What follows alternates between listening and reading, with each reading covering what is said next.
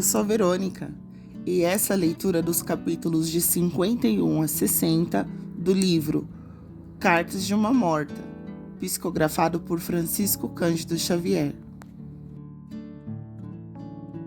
Capítulo 51. O Sol azulado de Saturno. Vi-me, então, numa superfície diversificada, onde parecia pisar sobre um amontoado de massas mais ou menos análogas ao gelo, sentindo-me envolvida numa temperatura singular. Avistei muito distante, como um novelo de luz levemente azulada, o sol.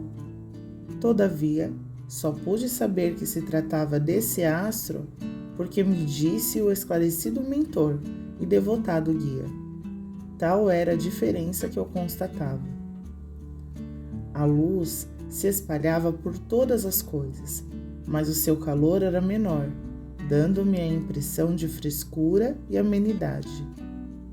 Arrancando do cenário majestoso que eu presenciava, tonalidades de um rosa pálido e de um azul indefinível. Vi depois várias habitações de estilo gracioso, onde predominavam grandes colunatas artisticamente dispostas, decoradas com uma substância para mim desconhecida, que mudava de cor em lindíssimas nuances aos reflexos da luz solar. Capítulo 52. Um mundo sem clorofila. Uma vegetação estranha coalhava o solo branco, às vezes brilhante. A clorofila, porém, que se conhece no planeta terráqueo, devia estar substituída por outro elemento, porque todas as folhagens e ramarias eram azuladas. Contudo, os espécimes de flores que eu tinha sob as vistas eram de coloridos variados, apresentando as mais singulares tonalidades quando refletiam a luz circunstante. Flores extraordinárias pela sua originalidade e perfume ornamentavam todo o ambiente. Capítulo 53. Os monstros feios e graciosos. Contemplando o espaço muito acima de nós, vi grandes massas multicores, que tomei por variadas nuvens, e ao mesmo tempo notei que seres estranhos evolucionavam nos ares, em gráceis movimentos, apesar de me parecerem bizarros. Nada tinham em comum com os tipos da humanidade terrena, afigurando-se-me extraordinariamente feios com a sua organização animalesca, com suas membranas à guisa de asas, tão estranhas para mim, as quais lhe facultavam o poder de volitar à vontade. Capítulo 54. O dia de 10 horas. Ante a minha atitude de assombro, solicitamente o guia explicou: Vês, filha, estamos na superfície de Saturno, onde o dia se compõe de 10 horas e as estações duram mais de 7 anos consecutivos, segundo a contagem do tempo no planeta que deixaste. Aqui, a situação climatérica é eminentemente benéfica, em razão do equilíbrio da obliquidade da eclíptica, propiciando aos habitantes desse venturoso orbe elementos de duradoura saúde.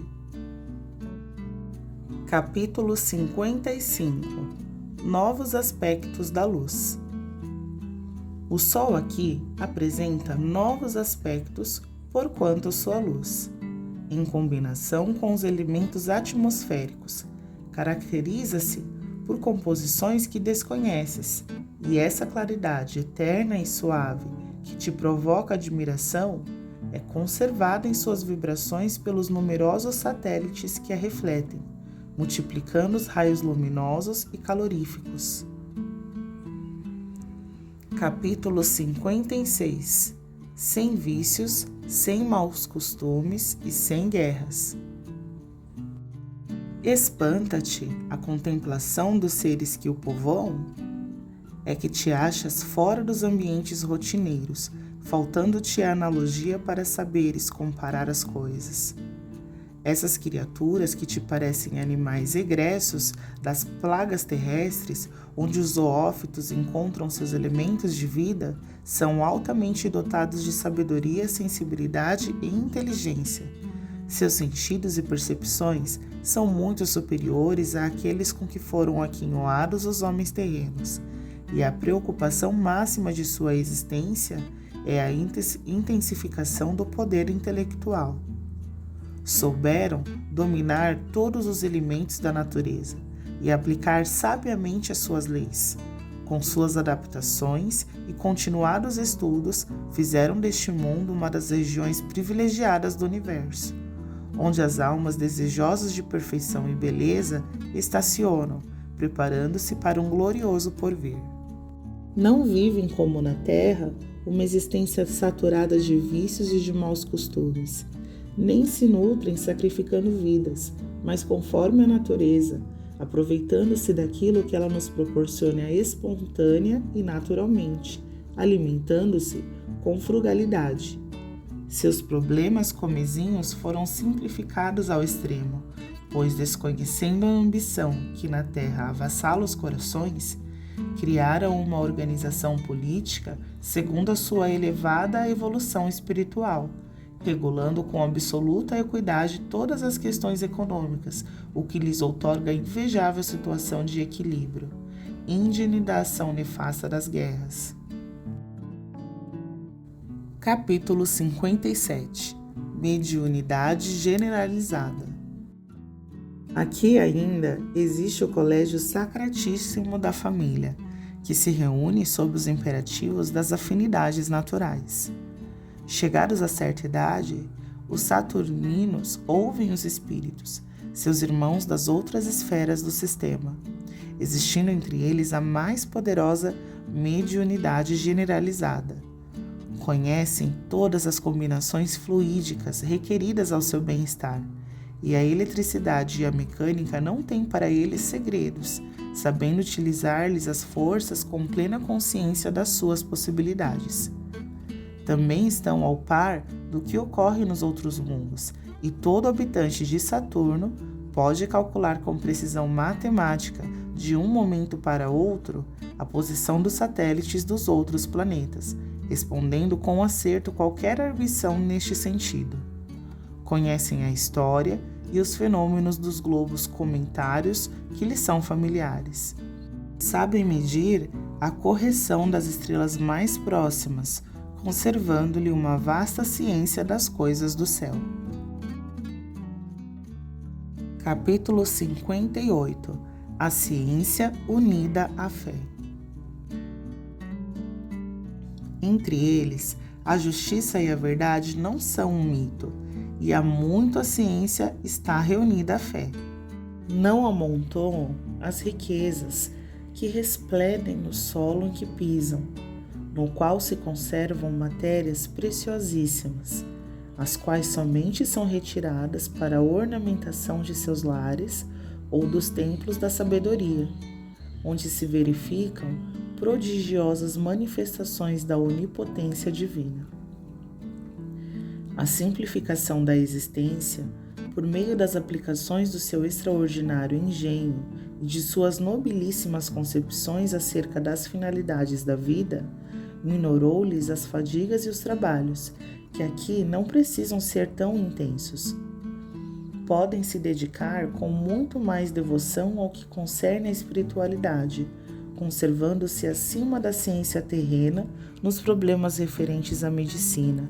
As moléstias incuráveis entre eles são desconhecidas, e sagradas instituições recebem os que se avizinham da transição que denominais morte na terra. Para eles, a morte não existe, porque estão cientes de tudo o que ocorre ao espírito liberto. Não são, contudo, seres perfeitos como talvez presumas. São ainda falíveis, mas o que te procuro demonstrar é a sua incontestável superioridade sobre o orbe que abandonaste. Capítulo 59 Assembleias Aéreas. Vendo grandes nuvens multicores que esvoaçavam no firmamento, expressei minha admiração ao companheiro zeloso, que me esclareceu. Não são nuvens o que contemplas, são aparelhos gigantescos onde os saturninos se reúnem para estudos maravilhosos. Em cada um deles se agrupa uma assembleia de espíritos sedentos de sabedoria. A música, a poesia e todas as artes lhe merecem especial carinho, porquanto um único objetivo os irmana num mesmo ideal, a grandeza intelectual. Capítulo 60 Saturno, dos mares rosados. Nesse instante, reparei que o dia se findava no hemisfério em que nos achávamos, desaparecendo o globo azulado e longínquo do Sol nos horizontes desse mundo prodigioso. Seu brilho esmaecia, e quando o reflexo cerúleo se observava em todas as coisas, um cenário esplendoroso e inenarrável descerrou-se ao meu olhar atônito. Nas imensidades do éter acendeu-se o lampadário maravilhoso. Afigurava-se que uma auréola de chamas lindamente colorida coroava esse orbe encantado em meio às luas fulgurantes que me pareciam vitórias régias resplandecendo no mar de suavíssimas claridades. Locomovemo-nos em determinada direção, e qual não foi o meu espanto ao deparar com grande massa de substância fluídica, um pouco semelhante à água, levemente rosada, elucidando o meu prezado mentor tratar-se dos mares saturninos, enquanto apreciava as fontes encantadas e os lagos róseos, como se fossem encravados em geleiras alvíssimas. Observei então um quadro indescritível. Bem no cume de um monte que parecia de neve, certo palácio de colunas preciosas emergia de uma alcatifa de flores. Resplandeciam os anéis luminosos no firmamento, e grande multidão ali se reunia em atitude de recolhimento e prece. Vi então elevar-se aos céus constelados uma onda de luminosidade feérica e, da amplidão azul, onde evolucionavam os lindos satélites desse orbe de sabedoria e ventura, um jorro de sol desceu sobre aqueles seres silenciosos e recolhidos. Era correspondência visível entre dois planos.